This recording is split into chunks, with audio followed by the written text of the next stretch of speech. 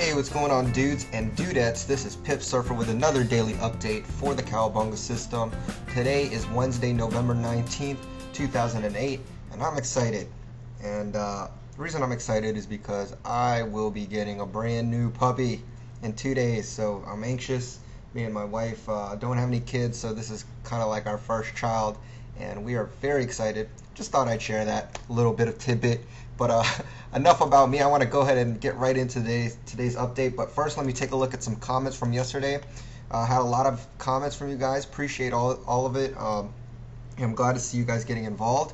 The first two, I pre-screened these just so I could answer them fairly quickly because I don't have too much time. But first two's from Go Getta, and Go Getta is just expressing his thanks for my honesty. Just because if you saw yesterday's video, I did lose. And I will be honest because there's no there's no reason for me not to be.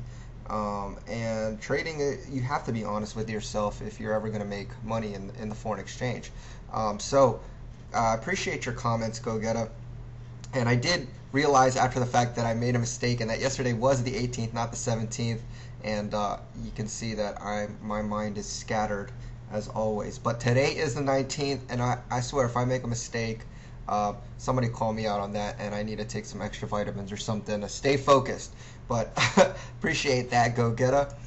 Let me see. LA, when you get into the news candle and close your trade, wouldn't it be better to place a stop loss order to protect opposite direction movement following the news? That way, if the news candle caused no change, like in your recent reports, you can continue according to your plan. LA, that's a very good suggestion, and you can do that if you want. The problem is, like, if you are, let's say like yesterday, I was already at a loss.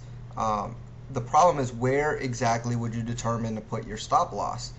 Maybe you could say, okay, I'll risk 10 more pips and set your stop loss there. You could do that if you're willing to lose 10 more pips. My whole reasoning is just go ahead and cut my losses or get my quick profit just in case the news makes a candle spike. So you can set it, I guess, if you're willing to lose a little bit more, and it may work out better for you. I've never actually tried it, so again, my best recommendation is for you to test it out, forward trade it, and see if that works. But a very good suggestion, and one that I'd be anxious to hear from if any of you guys actually try that out. Lobo Trader wants to know what our multiples are. Our multiples are basically just a way of telling us how much we are risking compared to what our reward's going to be. Our multiples let you see what the reward was to your actual risk. So in yesterday's case, negative 0.41 means that I didn't exactly lose all of the risk that I was risking. I lost about 40% of it. In the second one, -1 and -1, the second and third trade, I lost all of my risk there, so that's why it's a full -1. Sometimes I may get more profit than I had actually intended on my original trade, and so I'll have more than one, a positive one, R multiple. So for example, if I had a stop loss of 10 pips and I actually gained 30 pips on the trade, then my actual R multiple for the trade is 3, because I made 3 times more than what I was risking. So I hope that kind of makes sense. It's just a good way to track your trading and see if what you're doing is actually going to be profitable. So that's the reason for it. I added it because a lot of people wanted to see what the R multiple was, and so no big deal, I just added it. Lizzie King is a repost because I didn't answer, so sorry about that in the first place. Pip Surfer, I was looking over your archives from as early as March 2007 because I'm confused how to determine the trend of the day. And I did read this question earlier. Again, if you click on this, read this first link, I'm not sure if you did that or not, but if you have, click this. This should tell you how to determine the trend, and I'll show you today. I'll show you how I do it today in the update. So I'm going to go ahead and go over it again. I hope that will answer your question. Doogie and Mac actually provided their own inputs and very good inputs. They actually are good answers, so if you read those answers, that should help you as well. But I'm going to go ahead and go into today's update, and I'll try to be more clear on that. Before I go to the charts, though, let me just go ahead and go to the news for the day. You can just go to babypips.com, click on the tools section. Remember, looking for either sterling or dollar news. Here you can see it's all US dollar today, 830. Most of it is at actually all of it's at 830. Excuse me, again, most of it's at 830.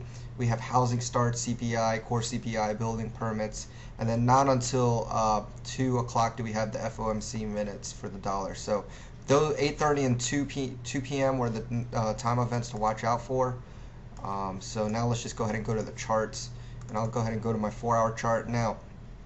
For the question regarding whether or not how I determine my trend, that was from Lissy King. I'm gonna show you what my chart looks like before I start trading. Okay, this is what my chart looks like before I started trading. Now you can see that the most recent trend change candle was here, and that was on November 17th on Monday. So since then, up to this point, we have not had any new trend change candles, meaning that this uptrend is still intact. That means up to this point, I am only looking for long trades. Now, as the day progresses and 4 hours goes by, this is what my charts look like. Again, no new trend change candles, so my trend is still up. Again, if I go forward another candle, there's still no new trend change candles, so now my trend is still up. Again, one more. No new trend change candle here, so my trend is still up. Whatever the most recent trend change candle was, that's the trend that you stay in until you see a new one. So you can see that today's action didn't produce any new trend change candles, which meant the entire day we were only looking for long trades. Okay, so quite a tongue twister there. But let's go ahead and go to the 15-minute chart, and I'm going to move this back to before midnight, which is when I start my trading. Okay, so now I'm just going to move forward. We know 8:30 and 2 o'clock are the times to watch out for, and we're only looking for long trades. Here we get a cross right away. RSI is above 50, stochastics trending up, but MACD, if you look, was already positive from the last candle, so no entry there. Okay, continue to move forward. Still nothing. And here we get another crossover. This is at 5:15. RSI is above 50, stochastics trending up. MACD has gone from negative to positive. This is a valid entry. The entry is at the close of the candle at 50.09. Our stop's going to be at the most recent swing low at 49.31. And the nearest 50 or 0 level is at 50.50. So that's a pretty good target profit. And now we can just let our trade move on. Remember, our news isn't until 8:30, so we got some time here. You can see on the very next candle our target was hit. Price did not make a clean break, so I took my final profit. I got out at 50.45, so that goes one trade. So we are done. Now we continue to move forward. Still nothing going on. It's 8 o'clock here, 8:15, 8:30. There's news, nothing happens. Okay, we have a crossover, 8:45. This candle closed at 9 a.m. RSI is above 50, stochastics crossed up. MACD is negative and gaining value, so this is a valid entry. Now we can enter at the close of the candle at 50.52. Our stops at the most recent swing low at 50.18, and our nearest 0.50 level is at 5100. And now we can just let this trade move on. Here we get a clean break of 5100. So now what we're going to do is move our stop to 5100 and set our next target for 5150. Okay. Next candle, we can see we get a clean break of 5150, so our target's hit there. Now we trail our stop again. 5150 is our new stop. We set our next target for 5200. Next candle, we get a clean break again. Our target is hit. So now what we're going to do is move our stop to 5200 and set our next target for 5250. Okay. And we move forward, and you can see that we're stopped out on the next candle at 5200. So at 9:45 we stopped out. So very good gain there. And if you kind of got confused there, just rewatch that whole section, and it'll go through it. But that was pretty much the day. I hope that video helped you and explained a lot. Remember, if you have any questions, feel free to ask on the blog, and I'll be happy to answer them. But that's pretty much today's trade update, and I hope you all have a great day. I'll see you all tomorrow. Cowabunga, dudes.